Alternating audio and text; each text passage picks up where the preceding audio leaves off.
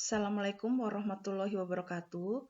Perkenalkan, nama saya Dida Kusmaningsi. Saya adalah guru geografi di SMA Negeri 1 Parongpong, Kabupaten Bandung Barat. Pada kesempatan ini, materi yang akan kita bahas yaitu wilayah dan perwilayahan kelas 12 semester ganjil. Kompetensi dasar dari materi tersebut adalah memahami konsep wilayah dan perwilayahan dalam perencanaan tata ruang wilayah nasional, provinsi, dan kabupaten kota.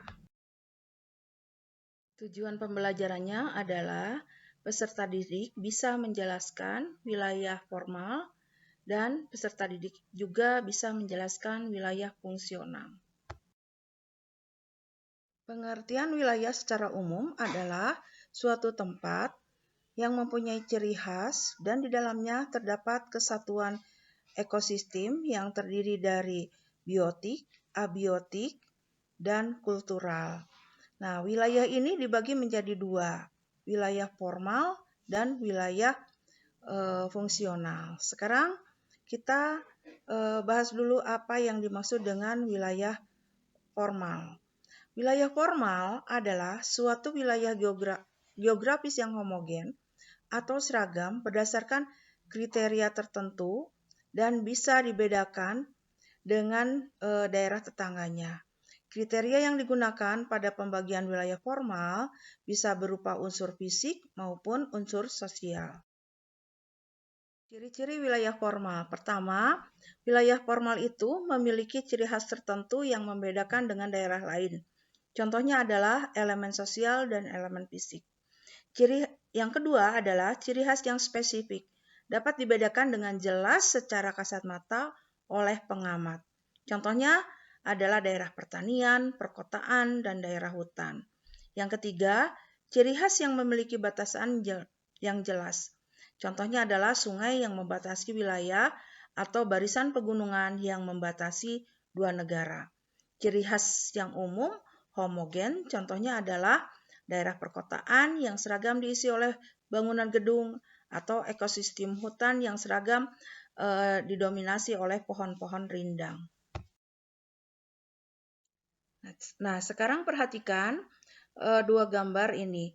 Yang sebelah kiri adalah gambar perkebunan teh. Kemudian sebelah kanan adalah gambar persawahan. Jadi, secara kasat mata kita bisa melihat dengan jelas perbedaan wilayah tersebut.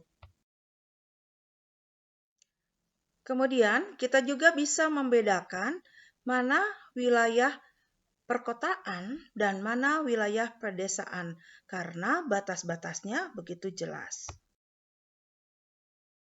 Wilayah yang kedua adalah wilayah fungsional. Berbeda dengan wilayah formal yang jelas sekali batas-batasnya, wilayah fungsional ini memiliki batas-batas yang kurang jelas.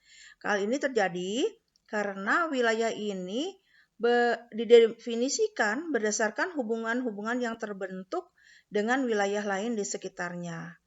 Sebuah wilayah yang mungkin tidak memiliki sifat fisik atau sosial yang sama, namun memiliki hubungan timbal balik yang sangat erat, sehingga kerap dianggap sebagai satu kesatuan.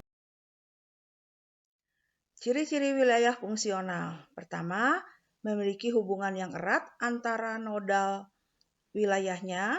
Yang kedua, memiliki karakteristik yang heterogen. Kemudian yang ketiga, umumnya memiliki batas yang kurang jelas atau fleksibel. Nah, contoh wilayah fungsional. Contohnya pertama misalnya kawasan metropolitan seperti Jabodetabek atau Jakarta, Bogor, Depok, Tangerang, dan Bekasi. Yang kedua, kawasan kota dan pedesaan di sekitarnya juga dianggap sebagai wilayah fungsional. Hal ini terjadi karena terdapat hubungan yang sangat erat antara pusat dengan hinterlandnya, yaitu pedesaan. Kemudian contoh yang ketiga adalah kawasan rute jalan besar seperti Pantura. Hal ini terjadi karena terdapat interaksi yang sangat intens antara wilayah di daerah tersebut. barang dan manusia bepergian antara kota-kota dan desa-desa yang ada pada jalur transportasi utama ini setiap hari. Kemudian yang keempat, kawasan agropolitan juga dapat dianggap sebagai wilayah fungsional. Jadi, apa perbedaan antara wilayah formal dan fungsional?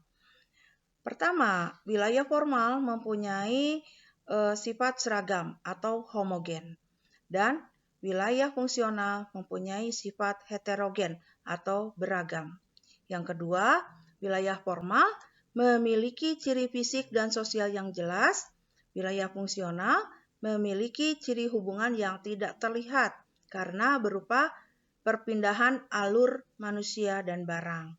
Yang ketiga, wilayah formal umumnya memiliki batas yang jelas, sedangkan wilayah fungsional umumnya tidak terlihat batas-batasnya. Batasnya fleksibel dan sering berubah-ubah. Sekian materi pada kesempatan ini. Terima kasih.